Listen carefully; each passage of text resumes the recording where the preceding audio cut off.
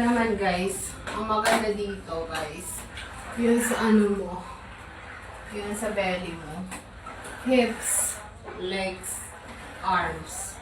Ito yung benefits nito na nakukuha.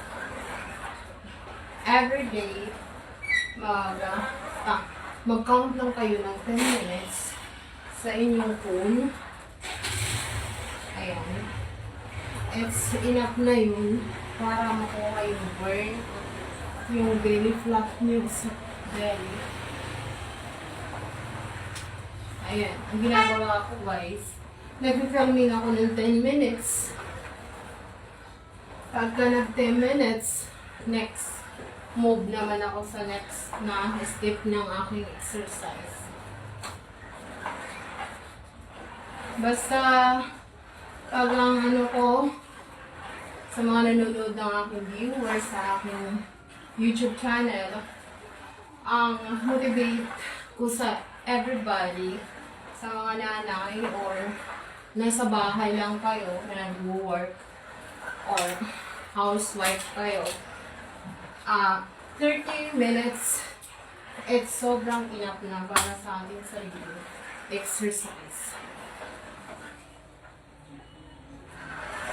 Every day, dapat meron kayong tinatawag na goal. Kung how many calories yung gusto nyo ma-burn. And lalapitan nyo rin ng diet and less ng sugar.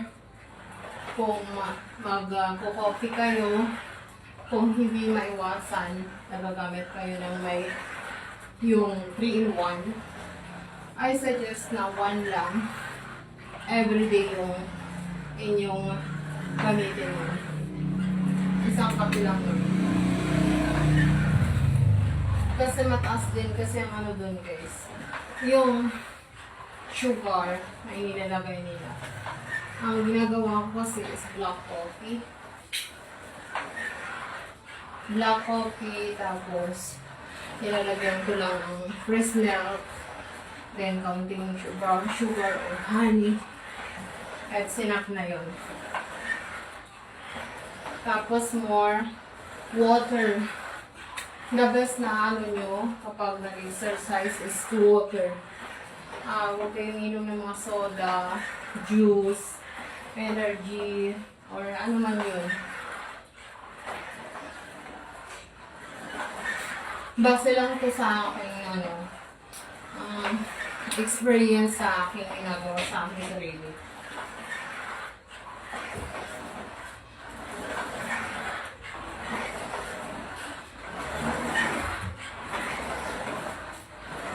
Naiwasan natin yung paglobo ng ating katawan, lalo na kung kain tayo ng kain. Para sa akin yung pagda-diet ko, nakaka-save din ako ng money. Save ng money, bakit? Sa loob ng isang araw, isang beses lang ako kumakain. At more exercise. And syempre, sa isang beses ang pagkain, ando na yung kumpleto na aking kinakain sa aking sarili, para sa aking health. Syempre may mga vitamins din ako. I mean, sa umpisa talaga, nagsisimula pa lang kayo. Huwag yung basta hinto yung pagkain nyo ng rice. No. I do not have, hindi ako nagsasuggest na stop nyo yung rice. Kasi, manghihina kayo at magkakaroon kayo ng sakit. Bakit? Nanggaling kayo dun sa matagal ng panahon na kumakain kayo ng rice, unlimited, kwanto pasawa pa, or bawat pagkain nyo, bawat 3 times a day, minsan may merienda pa. Tapos, sa isang iglap, aalisin nyo yun, wow. Kasi, doon kayo manghihingi at magkakasakit kayo, mabibigla yung katawan nyo. Ako kasi, sa experience ko sa aking ginawa, binawasan ko yung rice. Kung dati unlimited rice ako, ginawa kong 1 cup every meal. 2 times a day. 3 times a day. Morning, lunch, and dinner. So, nilalakatan ko ng exercise yun. Tapos, pagkatapos noon ay tatapusin ko yun sa loob ng 1 linggo. Sa 1 linggo na yun na naman, panibagong linggo na papasok. Ang goal ko naman noon ay maging half cup rice na lang. Sa linggo ko rin ginawa yun. Ano yun? Sa umaga, kalahating cup sa tanghali at saka sa gabi. Sa isang linggo din yun. Tapos, sa panibagong linggo naman, kung dati, may nag-half rice ako, inalis ko na yung dinner na aking pagkain ng rice. Ang kain ko na lang umaga at tanghali ng rice. Half rice na lang yun. Half cup rice. Tapos, 1 week, another 1 week. Ang kain ko na lang ay sa umaga. Yan na lang ang kain ko sa umaga. Tapos, nag-ano ako ng mga gulay, salad, yung hindi matamis na mga salad. Yung lang, yung mga vegetable salad, yun. Tapos lemon at saka mayonnaise lang ilalagay.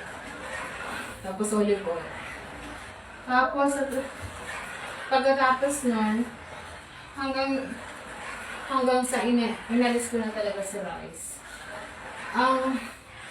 Ang substitute ko na kay rice ay ang mga kamote, tapos isang boiled egg.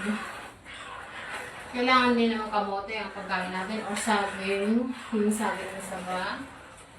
Saging na saba, cucumber, carrots. Ayan, yan mga substitute ko. Hanggang umabot yun ng taon, tuloy-tuloy pa rin yung ganun kong routine. Hanggang sa nakuha ko na yun, gusto kong magyari sa katawan ko. Hanggang umabot ako ng taon. May mga time din ako na nakakain ng rice. Pero, mas ginadaan ko sa exercise. Binaburn ko.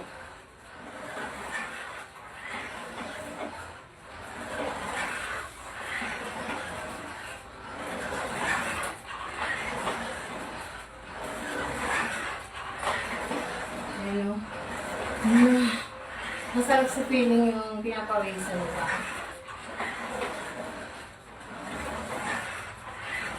Every day.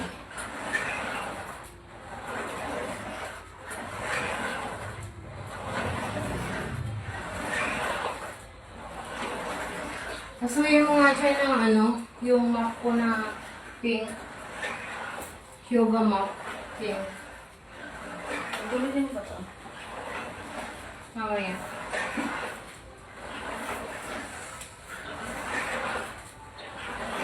Okay, basta 10 minutes bawat session mo.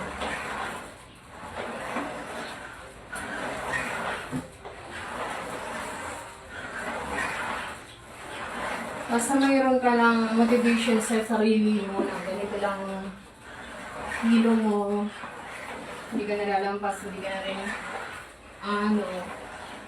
fix mo na lang yung ganun, mong kain. At yung ginagawa mong exercise, ganun na lang. Hindi ka tataba na ng babalik ka agad sa taba. Hindi. Pwede ka kakain ka ng mga fatty food once a while. Hindi ka ganun kabilis tataba agad.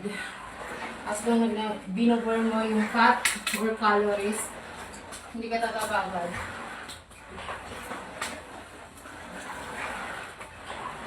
Basta more burn calories.